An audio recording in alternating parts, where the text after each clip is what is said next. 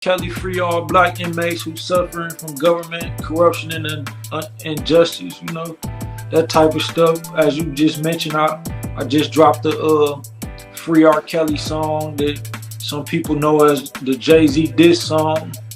And Right.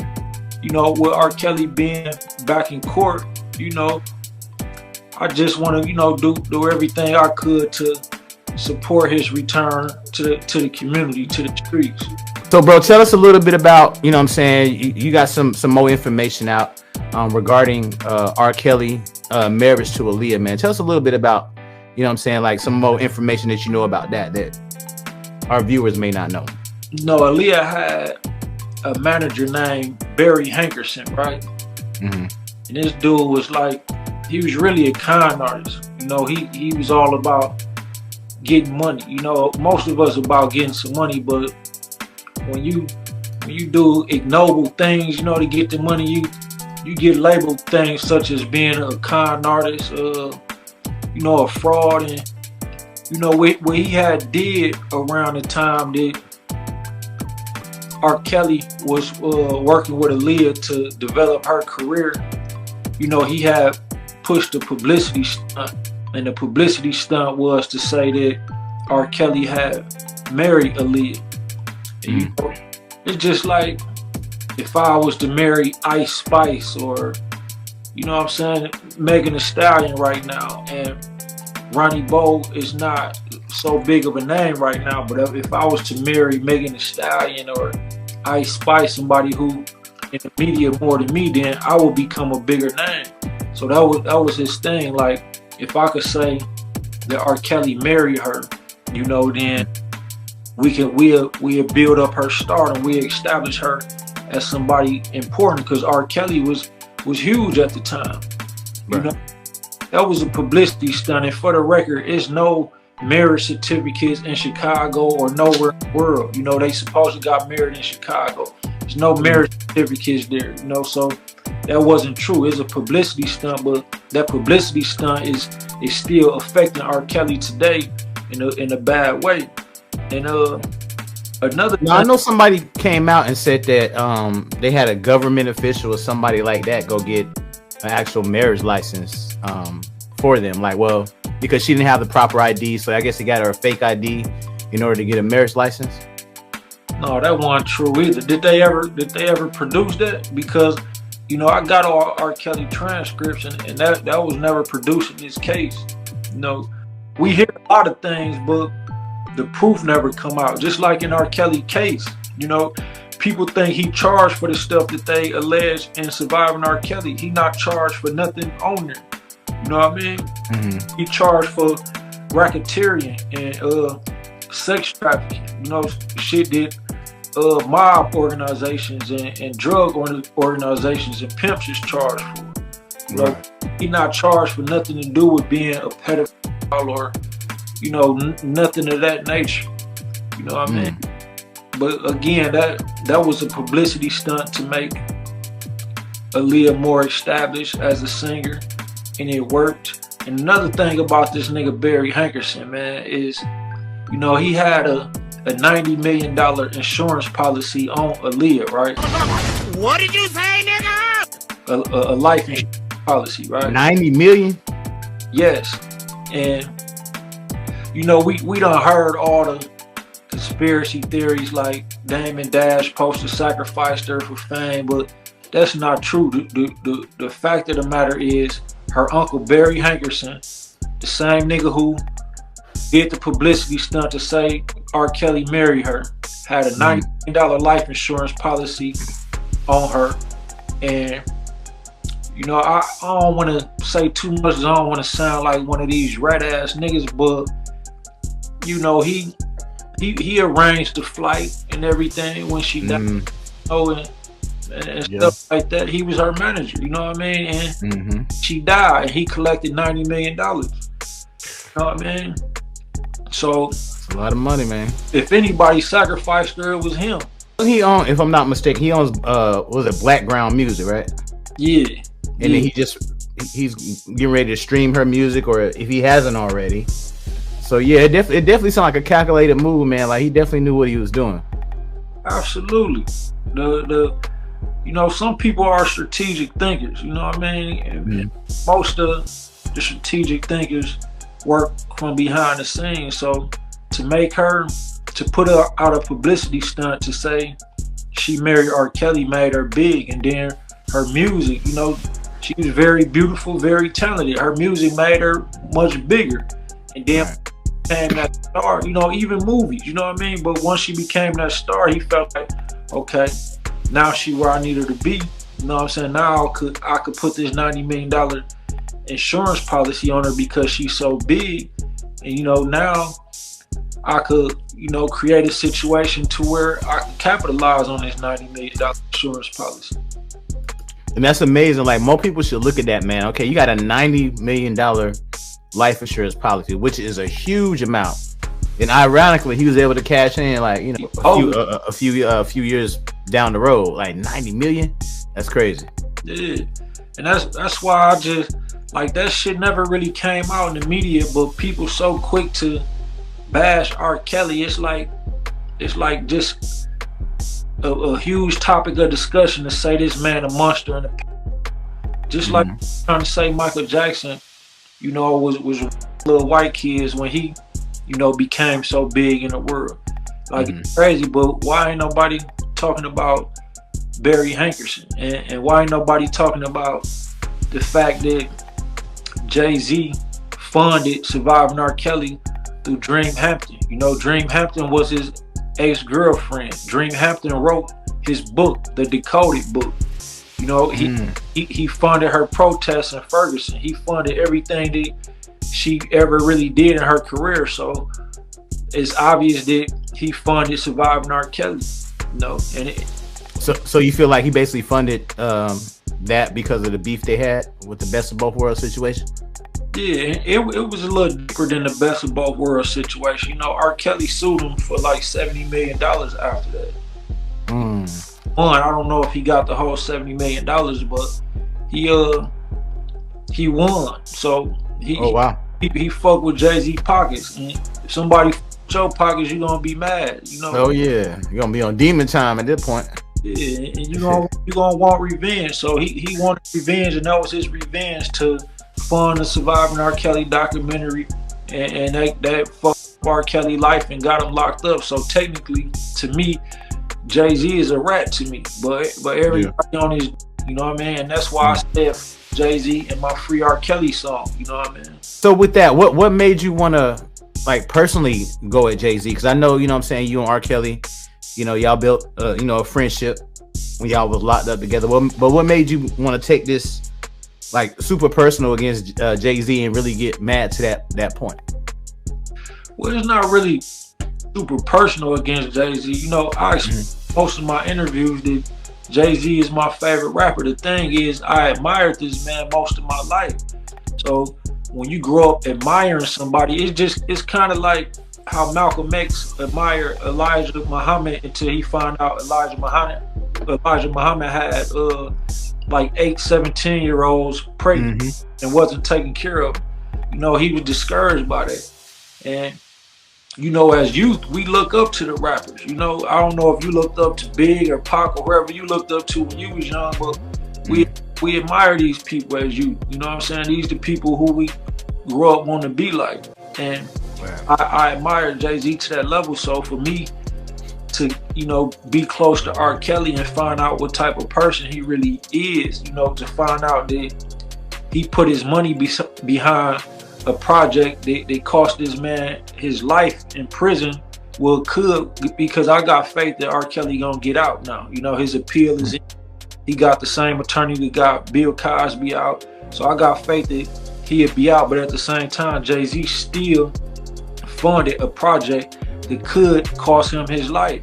And because of that, Jay-Z is a rat. And, you know, I grew up under Gangster Disciple, growth and development type of principles, and we despise rats. So, you know, I guess you can say it's personal towards him, but that's why. Say you was a fan of Jay-Z, so, but you know, you kind of feel betrayed, it sounds like, because you thought he was on some real, you know what I'm saying, real ninja shit, but he really wasn't.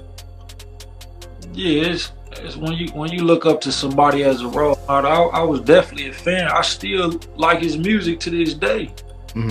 But when you look at the shit these people do behind the scenes, it be like damn, I was looking up to this type of nigga. Like, you feel deceived. It's just like, another example is if you was in a relationship, you know what I mean, with somebody, or it could be a brotherhood. If you got a best friend and you find out they talking behind your back, or they was gay or something, you know what I mean, you gonna be like, come on, bro, we been kicking it this whole time. You did some gay shit, you know what I mean? Yeah. So, yeah, man. Kind of like that, like I'd have argued with anybody in the world that Jay-Z was the best rapper, or he the biggest boss, and the most stand-up nigga in the industry, you know what I mean? But now it's like you people selling y'all souls behind the scenes. Y'all letting these. I don't even want to get off and tell all the shit they do behind the scenes. I don't want to sound like a conspiracy theorist, but yeah, I just look at him different. You know what I mean? I know what you mean, bro. I mean, I remember I interviewed Jazzo. It was probably like 2008, man. This is before like I was on YouTube and any of that. And he cool with Jay-Z now, but they had their beef and then they came back together. But that interview with Jazzo, man, I wish I had the audio from that thing, bro. Like he was going in on Jay-Z, man. He was just like, all Jay-Z got is a lot of yes men around him. But ironically, money talks. So at that time, Jazzo was going through some financial hardships. I guess they back cool now. You know what I'm saying? Jazzo with Rock Nation and all that. But man, the shit he said on that interview, bro, if I was to leak that today, man, I know that thing would go viral, bro. He did not care, man. He was like, pretty much, if Jay-Z was on fire, he wouldn't piss on him at that time. And this was like 08, 09. But it's crazy how a lot of people, it's always, a lot of people saying a lot of negative stuff about Jay-Z. I was definitely a fan growing up in high school. I used to play Jay-Z all the time, but just to see how people really are, it's just kind of like you don't even really want to meet the people you kind of grew up listening to, or the people that you thought was entertaining. When you meet the real them, it's like a whole different type of scenario. And that's how I feel. And another thing about Jay-Z is like, this could seem, people could take this as conspiracy theory too, but he wanted to sign Tory Lanez, and Tory Lanez wanted to remain independent. Tory Lanez went #1 as an independent artist. That's something a lot of people can't say that they did. Tory Lanez was already with somebody like Rock Nation, but Megan Thee Stallion really set that man up. Yeah. He didn't do that, and that's what they do when you show that you don't need them and you still become successful. It's like, it ain't even really, I don't even think Jay-Z that much of a hater, but it's the people who behind Jay-Z who controlling him. Like, no, we gotta convince the world that they can't make it without us. So what happened to dude? He either gotta die or he gotta get locked up, but he can't be successful without us, or that's gonna make us look like we not the world power that we are. You know what I mean? Right. That's another story though. But another thing about Jay-Z is how Tory Lanez was blacklisted, how Aaliyah is blacklisted. Like they trying to blacklist me because of the song already. Because of the Free R. Kelly song where I say Jay-Z. As soon as the song came out, my publicist, they got me. You read some of the articles, right? Like, yeah, I did.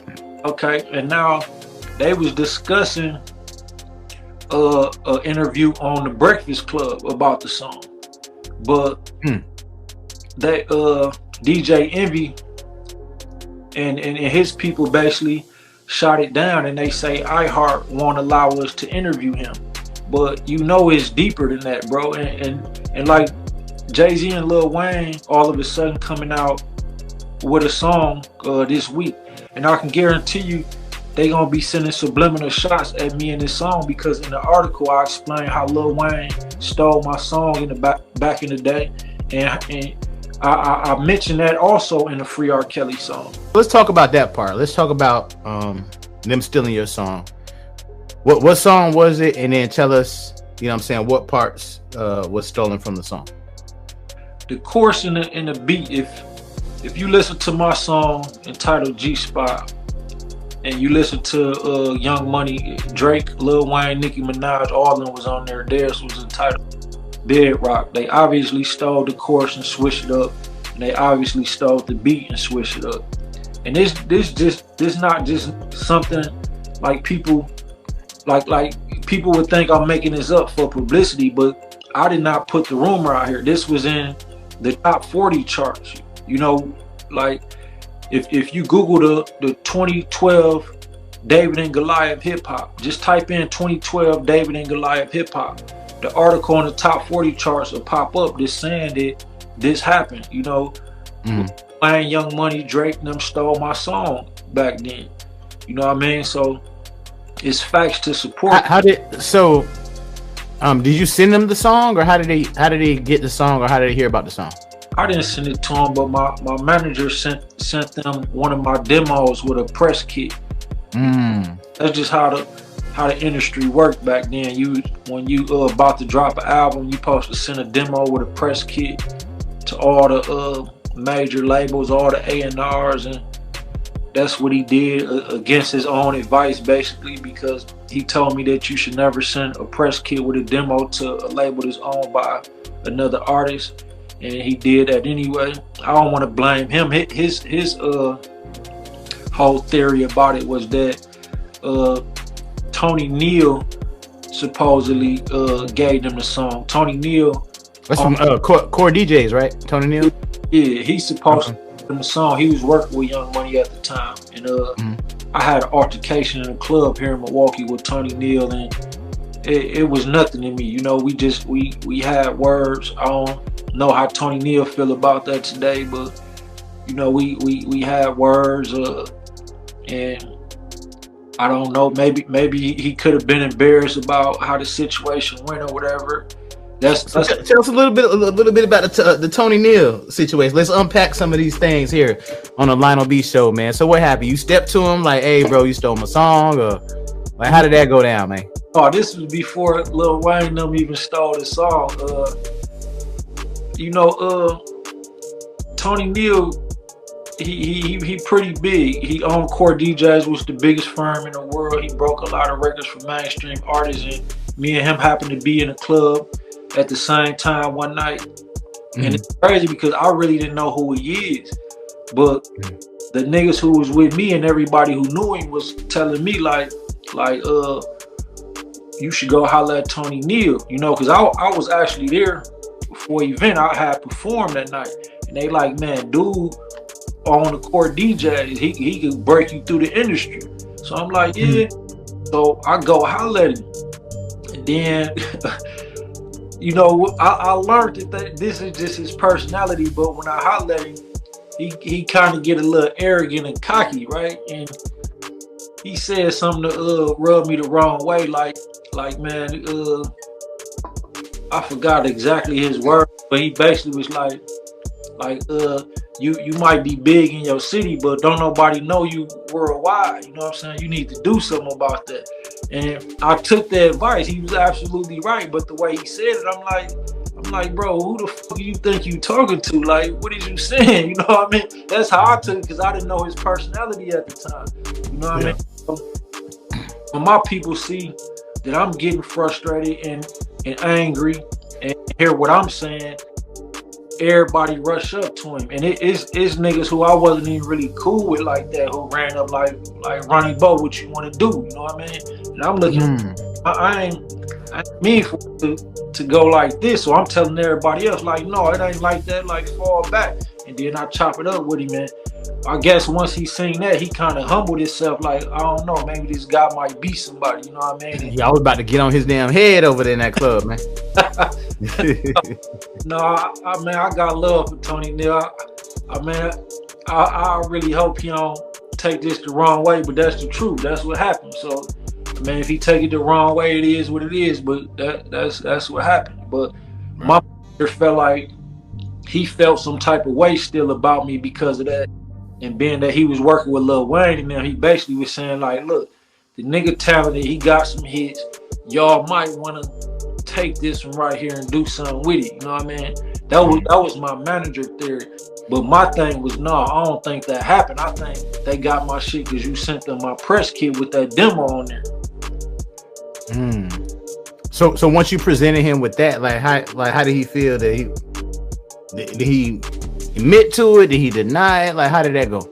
No, he still, man. I'm telling you, Tony Neal did that. I'm telling you, Tony Neal gave them that shit and basically probably told them to do that because the song was popping locally. You know what I mean? It was on and other places in the region, so it was picking up momentum locally. But it's crazy because like 6 months after it came out, it just like it's a whole story behind that. Some of the shit I don't want to mention because I don't want to make people feel like I'm still holding grudges, but it was a program director for a radio station here in my hometown, and she told the music director, take it out of rotation because I'm hearing kids asking me what's a G-spot, and that was the name of my song. But Bedrock, they saying G-spot too, and 6 months later, y'all playing this shit more than y'all was playing mine. You know what I mean? So it was just a lot of behind that whole song. So did you ever try to like, try to sue them, anything like that for copyright? I mean, yeah, but I had some legal issues. It caused me to be locked up at the time. So, that was way more important than, I'm fighting to get free. You know what I'm saying? Right. So you weigh that versus fighting to get your money from this song, which is difficult when you really don't know, the legal aspects of the music industry, and that these people got way more money than you and they could drag this shit out for years. It's like, okay, let me put that to the side and focus on me getting free. You know what I mean? Right. That's kind of where I was at with it. But now it's like, it's so old. I feel like I could get the money that I'm supposed to get off that song by doing what I'm doing now. And this how I did the Free R. Kelly song, where I'm basically dissing Jay-Z and I mentioned them stealing my song in there. I feel like that'll create an atmosphere to where I get off other hits that I got out. You know what I mean? Even Birdman brother Terrence Gangster Williams, I've been working with him, and I'm supposed to do a diss song against Lil Wayne and Young Money next. You know what I mean? And that's what I feel like Jay-Z and Lil Wayne doing what they doing right now. Like, they got a song coming out this week, and I can guarantee you listen to it, bro. I guarantee you they gonna send shots. You know what I mean? It's people that's, I won't say in a circle, but I got some inside scoop about what they on. So they basically coming out with a song, should be out in a couple days, and you might have to interview me again when you hear the song. Now, you talked about in that song, you talked about the only person you're gonna negotiate with is Jay Prince. Why would you say Jay Prince out of everybody else? So you listened to the song? Yeah. Well, I said the only nigga I negotiate with is Jay Prince, and then I said, and 50 Cent. But I don't want to get my words misconstrued because people take shit the wrong way, but I just got out the feds like a little over a year ago, and in the feds, this is ran by organizations such as GDs, Vice Lords, Latin Kings, Blackstones, BDs, Crips, Bloods. You know what I mean? And I was embraced by the GDs. You know what I mean? And this was the organization I was with. I don't gang bang no more, nothing like. But I grew up as a GD, and me and Jay Prince directly connected to GDs. You know what I mean? So I just felt like it'd be a family-oriented thing if I was to sign with Jay Prince. You know what I mean? Versus me signing with some of these cutthroat motherfuckers who I don't even know. You know what I mean? I would feel more comfortable because me and Jay Prince know some of the same people. You know what I mean? And that's just that. Gotcha. So when you hear things about Jay Prince, about, you know, the extortion and things like that, and, you know, you don't really, have you heard about any of the stuff he got going on? Yeah, like him extorting rappers and like probably like setting them up and getting their shit stole and then giving it back to them. And how you feel about that when you hear stuff like that? Man, gangsters move how gangsters move. Some of this shit may be true, some of it may not be true, but, you know, me personally, you know, I'm a gangster too, so I don't worry. I wouldn't have to worry about nothing like that. You know what I mean? And if he was to do some foul shit to me, with us both being, you know, having ties to certain people, then you know, he would get himself in some trouble. You know what I mean? So I'm really not worried about that part. But as far as what he do with any other artist or anybody else, you know, that ain't got nothing to do with me. He may have his reasons. They may be fuck niggas. They may be, you know, they may be one of these niggas who let these music executives play with their ass or something. So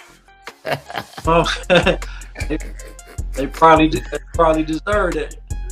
Now, did R. Kelly ever come clean on that, bro? Not saying he did it, but did he ever talk about, you know, the dark side of the music industry, like the shit we don't see, like the parties we don't get to see in Hollywood and all the weird stuff they be having going on? He ain't never get into that. Yeah, and that's another reason why I stand up and support R. Kelly, because he is a stand-up guy. Like, people might look at him as this freaky ass R&B singer or pedophile or whatever the media want people to think of him as, but he was one of the guys who won with that shit. And according to him, Jay-Z is one of the guys that was with that shit. You know what I mean? So just being around the people that he grew up around, like certain people just have integrity. You know what I'm saying? He grew up around real gangsters. You know what I mean? Who instilled in them, you know, that's snitching and doing shit like that is just not us, you know. So that brings me to this other point here. Now, in Surviving R. Kelly Part 3, they kind of highlighted the guy from McDonald's, a 17-year-old. You know, he allegedly had you know, some type of relationship with. How do you feel about that? Like, and you know, what you want to say about, you know, the 17-year-old male that he was dealing with? Man, hell no. Hell no. I mean, they good at saying whatever they can say to up a nigga name, but man, I don't see no truth in that, bro. So you don't think he was into that? Hell no. I mean, I heard about it before they, you know what I'm saying, really put it out there like that. But it's just like, you know, what they do is like they blackball you, and that's how I heard about it before they put it out there. Because what they do is say, look, we got this against you, or we could say this against you. Even with some artists, bro, you go to these weird ass parties with these weird ass people, and you drinking with them. You're not seeing what they put in your drink, and trust me, a lot of artists who've been in that industry will speak out and admit that this shit happened. But you've been undrunk some, you just out of it. You don't remember shit. You don't know where you at, and then you wake up and motherfuckers telling you they put their dick in your mouth or in your ass or something. You know what I mean? And you don't even remember you were so gone. And they do that to people. So once they do that to you, they might been done recording and say, okay, now if you don't do what we want you to do, you don't want to sell your soul, then we just put this video out on you. You know, we blackball you like that and make you do it. You know what I mean? And you know, they sometimes they make up shit when they can't get nothing on you. That's what they did to R. Kelly, basically. The Illuminati mob, one of the biggest mobs in the world, and they really you know what I mean? And they really exist, but they so big, like people think that the people who controlling these artists is directly Illuminati, but no, the Illuminati so big they controlling the people who controlling these artists. You know what I mean? they focusing on other like genocide and taking over Russia and China and shit like that. You know what I'm saying? and Jay-Z definitely in his feelings about the last interview we did, because I don't know if you've been paying attention, but I sent you a few links to where other platforms picked up the interview that I did with you. I seen that, yeah. Went stupid viral based on the discussion we had in our last interview. Right. They went harder on him and they same it or whatever than anything that I said about him. You know what I mean? So they be watching for sure, man. Like I've even got updates from Atlanta, man. I had did an interview with D Haven. You know, that was Jay-Z's childhood friend. Did an interview with him, and you know, certain things we was talking about, and I got word from ATL, man. You know, Jay-Z's alleged daughter that looks exactly like him. You know, it's a lot going on, man. So he got himself together as a father, took care of his daughter, you know what I'm saying, that looked identical to him. But I wouldn't have known, you know what I'm saying? Like, ain't nobody hitting me, but it was like probably 2-3 years after I did the video. So because it went so viral to where like, damn, we gotta fix this. Yeah, so he eventually reached out to her after your he reached out to her, bought her a house and all that, bro. Like, that's the last word I heard. I'm like, damn, that's what's up. But you know, of course, everything's on the hush hush. You know what I'm saying? It never, you know, once we was hitting that dude, bro. He had to do something. Well, I'm gonna see if my other couple wives reach out to her and see if she want to join us. You know what I'm saying? I might marry his daughter. Oh Lord. Go ahead, babe. Do your thing, bro. Do your thing. Hey, one other topic, man. I what's happening? Gotta cover, bro. This nigga Don Russell, right? Is R. Kelly's former manager, right? Now this nigga, man, this old goofy ass nigga, man, they had did like a live premiere for Surviving R. Kelly in New York, right? At Madison Square Garden, right? That's another thing to show you Jay-Z connected to that, because that's where him and R. Kelly got into it at. He sent bomb threats to basically up Madison Square Garden because of them doing a Surviving R. Kelly world premiere there, right? Right. His own mama told his ass, look, before you do some shit like that, talk to Rob, talk to R. Kelly first, and let him talk you out of that, because I don't think he would want you to do no shit like that. And he wouldn't. I know R. Kelly. He don't want to bring no more trouble to him. He already going through enough. So right. He got charged for that. He got convicted. They only gave him 3 years. And of course, you know how the police work and shit. So of course they told him, okay, we're gonna only give you 3 years, but you know, you're gonna have to flip on R. Kelly. So this nigga got out and started saying shit like he did that for R. Kelly, and he did see R. Kelly fuck with 15-year-olds, 14-year-olds and shit like that. But I just want to say, man, Don Russell, you's a pussy ass nigga. You a fake ass nigga for doing that. You know damn well that ain't true, bro. Like, come on, man. That man going through enough. Like, why would you do that? You took it upon yourself to want to send threats. You know damn well R. Kelly didn't tell you to do that. But you know, I'ma just leave it at that. So you feel like everybody is capping? They definitely capping, man. They getting paid for that. A lot of them females got paid to go on there and follow through with the scripts that the producers wrote. To say we right. need to say, you know what I'm saying? We just how actors is trained to cry in movies. They was trained to be actors and cry, and it really happened, bro. That's how the media worked. You know what I mean? Like, all that shit was scripted though. And you know, I just got a copy of his appeal that his attorney Jennifer Bonjean put in. I think it was yesterday or the day before yesterday, but she got a thorough appeal. You know, she got Bill Cosby out, and it looks like she finna get R. Kelly out, because they got text messages from the mothers of these females saying, look, this is how we gonna set them up. You know, say this, do this, act like this. They got the text messages. This is not shit I'm making up. Right. Man, it's public record. You could get the documents just how I got it. But look into that, bro. Like, the man up. He was really set up, man. You know, the reason why I'm campaigning for him is not all about him, but it's a lot of black men in America that's locked up, and their cases is just totally bogus. Like, even if they was doing wrong, you know, you got, especially in the feds, bro, you got what you call relevant conduct, and that's people could just say, this man sold me 10 bricks, and you could do life for that, bro, just because a person said that. You know what I'm saying? And that shit. You say that's called, you said relevant conduct? Yeah, in the feds, they call it relevant conduct. You know what I mean? They try to use against me. They flipped my girlfriend and had her saying, yeah, he really was going to Chicago, buying large quantities of drugs and bringing them back to Milwaukee, selling it.